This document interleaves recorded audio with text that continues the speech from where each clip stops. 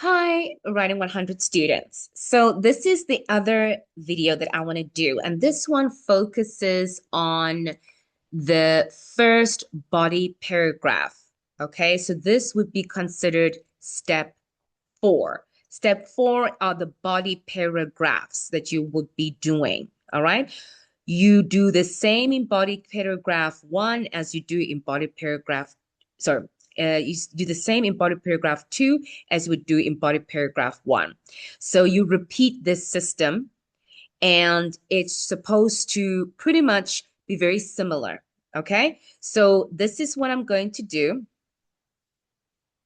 I'm going to share with you my screen again, and it's the same PowerPoints, by the way, guys. I hope this, hold on, let me, because I'm recording. Let me do this. Hold on. Let me share it again.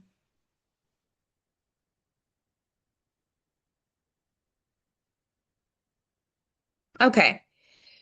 Right. So in the previous video, we were talking about the introduction. Remember, we talked about, sorry, I pardon for this. This is the wrong PowerPoint slides.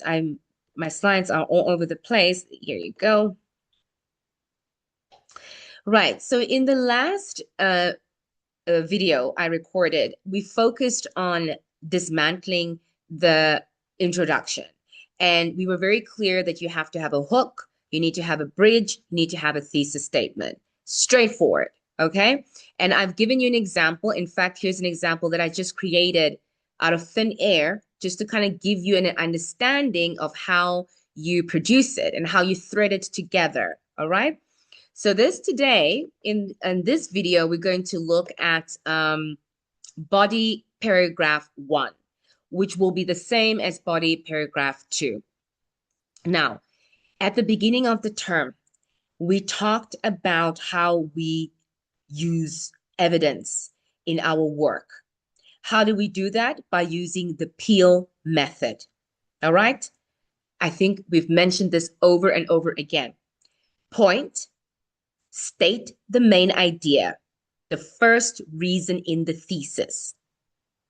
Evidence, you give us facts, quotes, statistics. You use APA citation. Explanation, how does this link towards the main point, towards your claim? Okay, explain. And then connect it back to the thesis statement. So it's almost like a concluding sentence. Okay, that's important. Point, evidence, explain, link. Now, let's move along. When it comes to the point part of your paragraph, you need to have two things. You need to have the topic and the controlling idea.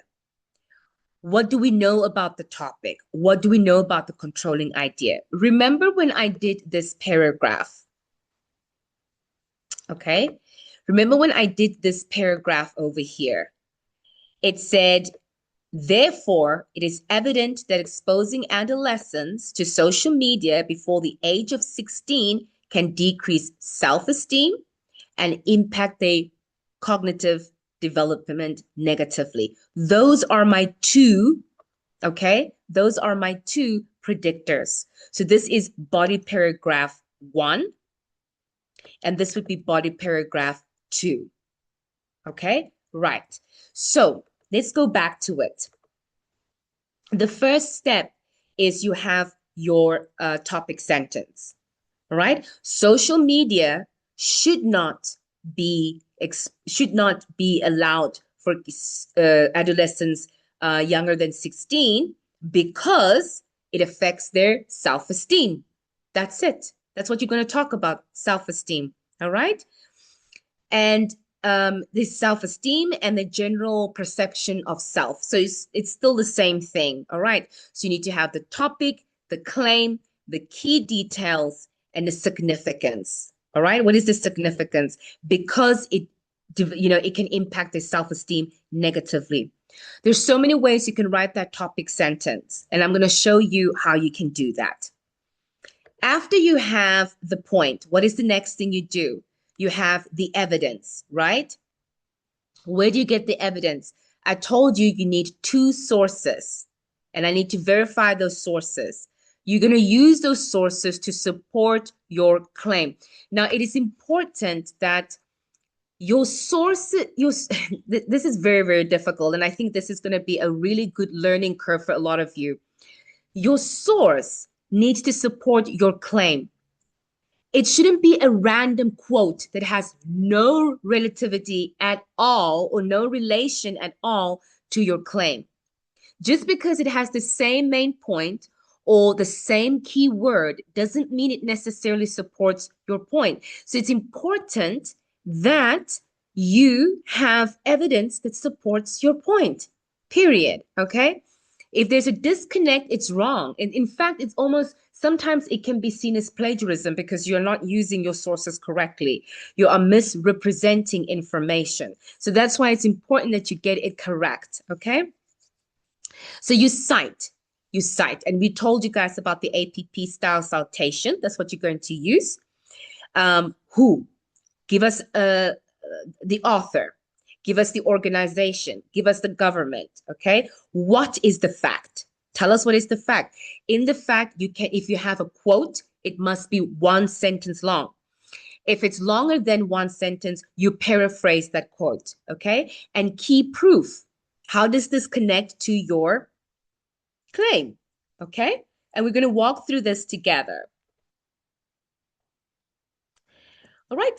So your body paragraph, then you have the explanation part. The explanation needs to reference the evidence. All right. Sentence by sentence. How is this linking to my main topic? How is it linking to my controlling idea?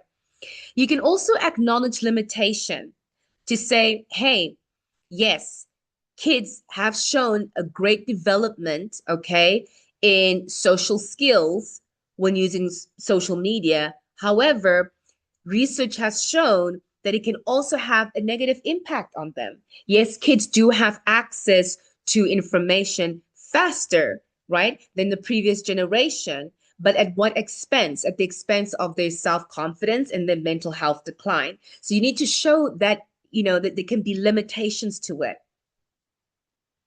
And obviously the key move in your explanation is to say, how does this evidence support your main claim? Okay? That's important. And then the last part of it is the link. So link is super easy. It's almost like a concluding sentence. And you go back to the topic sentence. Therefore, okay, as a result, consequently, thus. Those are the key words that you can use, all right? And you basically echo the point again. Therefore, when parents decide to give their kids access to social media, they need to really consider the possible impact of self-esteem or self-awareness, okay, being a factor. You do not repeat it word for word. You paraphrase it, but obviously restating the information. Okay, so let's look at the example that we have over here. This is about the eels, by the way, all right? Scientific research has revealed that eels reproduce in the Sargasso Sea, solving a mystery that puzzled humans for centuries, all right? That is the topic, is that they do actually reproduce. Remember in the thesis, they were telling us where and how. This is the where. The where is in the Sargasso Sea, all right? Then what is the next part? Evidence. According to the National Geographic, both European and American eels migrate thousands of kilometers to the Sargasso Sea in the northern Atlantic Ocean to spawn. And scientists have found that their larvae, known as leptocephali, in this region. There you go. Who did we cite? We cited National Geographic. Did we add the year? Yes, we did. What type of citation is this? It's paraphrasing, not quote. If it was quote, it would have the two quotation marks and it would be directly taken from the text, okay? After the quoting, then, the author explains the discovery of eel larvae in the Sargasso Sea provides strong biological evidence that this is where eels reproduce. Okay, so she's using her science, her evidence, to back up her claim over here. All right. What the act of spawning has never been directly observed, these larvae confirmed the birth of new generations. So she's saying that even though it hasn't been actively seen, people haven't really seen eels reproducing in that sea. However, the fact that there's lava is eggs, by the way. The fact that there are eggs in the sea, it shows that obviously they are reproducing in this region. So she's telling us where, okay? Then you have the link, which is the concluding sentence for this paragraph. Therefore, even without direct observation, scientific data confirms that Sargasso Sea is the true origin of eels, turning a long-standing myth into an evidence-based fact. There she goes not only to the topic sentence of this paragraph, but she goes to the entire thesis statement as well. Okay, so I'm going to do an example for you that is a lot more easier because I think this topic can be quite difficult if you don't know eels. So I'm going to add here a text box and I can give you guys a demonstration of what would look like. So if this is my thesis statement, all right, I say that social media, parents should guard their kids from social media, okay, before the age of 16 because it can decrease self-esteem. So I'm going to talk about decreased self-esteem. All right, so I'm going to discuss that. All right, I'm going to put it in here and I'm going to say here, various studies have consistently demonstrated that too much unmonitored exposure to social media platforms by young adults, specifically between the ages of 10 to 15, okay, 15, can significantly impact their self-esteem and sense of autonomy. Okay, there you go. All right, so that is my topic sentence.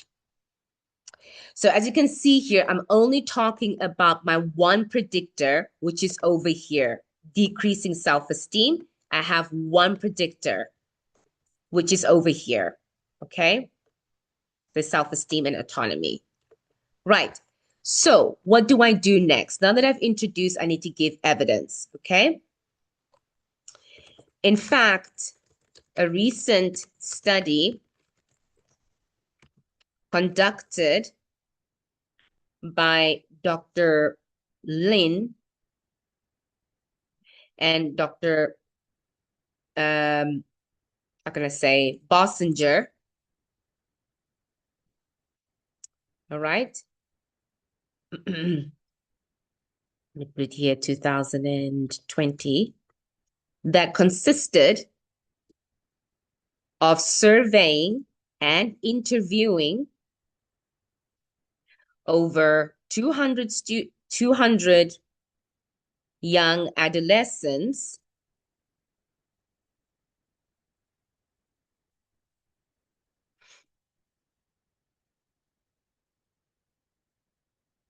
in the state of of course, across 3 states in America demonstrated that young boys often feel triggered by social media platforms that give a false sense of what physical development should look like. Okay, there you go. All right. So this is my evidence. In my evidence, I have listed the authors, Dr. Lin and Dr. Bossinger. Okay. And I've added the date that consisted, I explained this, the evidence consisted of serving and interviewing over 200 adolescents across 3 states in America, demonstrated that young boys often feel triggered by social media platforms that give false sense of what physical development should look like. Okay. Likewise, in the same study, okay, young girls suffer from low self-esteem because of an unattainable beauty standard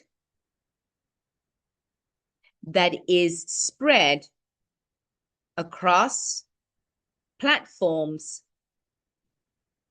such as Instagram. Okay, there you go. So there I've explained it. All right, so I've not explained it, but I've given the evidence. Now, after the evidence, what do? We have to explain it. Okay, so how would you explain this? You need to say, you need to be able to show how does this information link back to self-esteem and sense of autonomy. Okay, this is even though I will put here, even though the study only focused on 3 states in America, one can already generalize that this phenomena, that this can be a shared phenomena among young adults, since they are incredibly impressionable at that age. In addition, it attacks their self. In addition, such content attack, try my hardest to be creative, self-esteem or a positive perception of self, because young adults do not have the developed emotional regulation system to know what to discard and what to take in, almost like a weakened filtering system. Okay, so basically there I've explained why this is an issue. The issue is the fact that young kids, especially kids between the ages of 10 to 15, they're incredibly impressionable. You can tell them anything and they will believe it, okay? And they have a very undeveloped filtering system. So whatever comes their way, they will take it in regardless whether it is correct or not. Therefore, directly attacking their self-confidence. So if all they're watching is a very random beauty standard, or boys are told, oh, this is how you're supposed to look like at this age, obviously they cannot regulate of what is realistic, what is healthy versus what is unrealistic and unattainable and not healthy. So it will attack them a lot more than an adult who's older. Okay, so that is what I'm explaining. So now that I have explained it, now I have to link it back. Okay, and it's easy. You can just say, therefore, as much as social media can provide so many relevant content to young adults, it can be harmful when that content affects how they perceive reality. There you go. All right. So it should look something like this. So let's just go through this again. So you have your point, which is your topic sentence. Predictor number 1.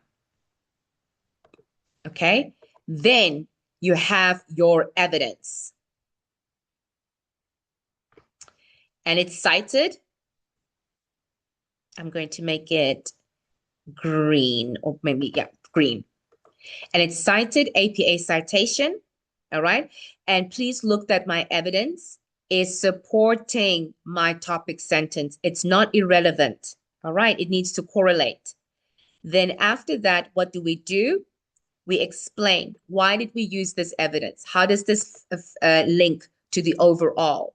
Okay. As you can see, I'm explaining why this evidence is important. Is the fact that, why do these kids have this self-esteem? Is because they simply do not have a developed regulatory and emotional regulatory system. They get easily triggered. Okay. Everything is very impressionable for them. All right. And then at the end, I have the link.